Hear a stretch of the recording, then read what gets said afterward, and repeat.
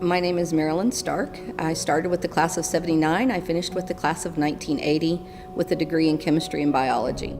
For my time at Bethany, I would say that I made a lot of memories in the science department. As far as my life and my friendships, they come from that department.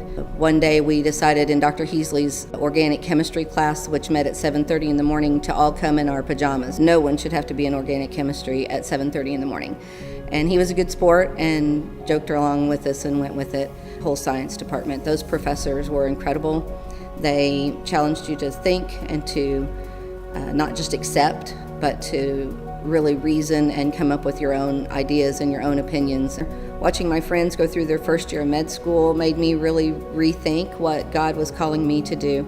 I was privileged to work in the ICU in my research job and realized that I could really enjoy being an ICU nurse. And so I went back to the University of Oklahoma, got a BSN in nursing. During that time period of being in ICU, I felt challenged by God to trust Him when nobody else was around, to trust Him when my Christian friends weren't there, if it was just Him. And He led me into travel nursing, which I also did in the ICU field, but I traveled for about 5 years. In that period, I realized that God was enough, and that if I trusted Him, He would do amazing things in and through me that I didn't think was possible.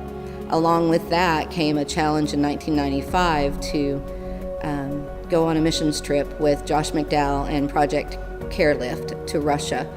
I had a friend who was a missionary in Romania at the time, and so I decided I would just combine the two trips, and I spent 10 days in Russia and 4 weeks in Romania.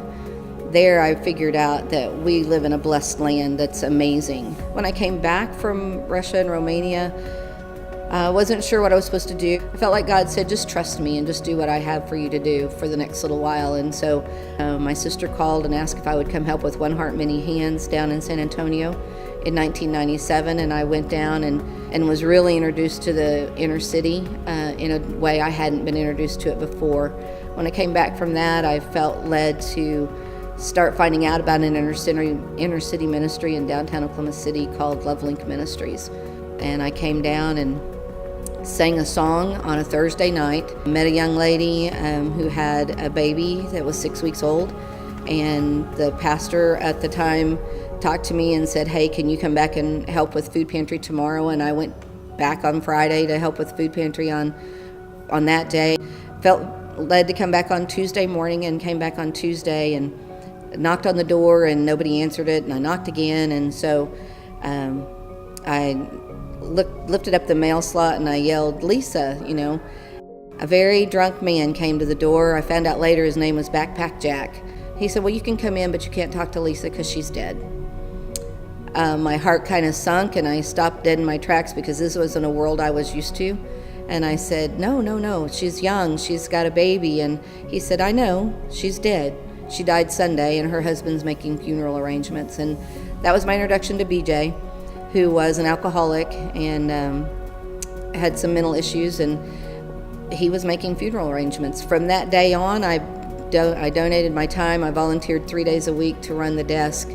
I went back to my church on Wednesday night, and I said, I don't know this situation, I don't know this pastor, I don't know much of anything, but I know we've got a baby in a recovery house full of men who are trying to stay sober that needs help, and we need to pray for that. And a friend of mine walked by and said, I'd be willing to be a foster parent for that baby if they want that while Dad gets treatment. And so I went back and told the pastor about it, and he said, I have 6 families who want that baby, but this is the first one who said they would just be a foster parent and give the baby back. And so 2 weeks later, after prayer and consideration, he chose my friends to have that baby.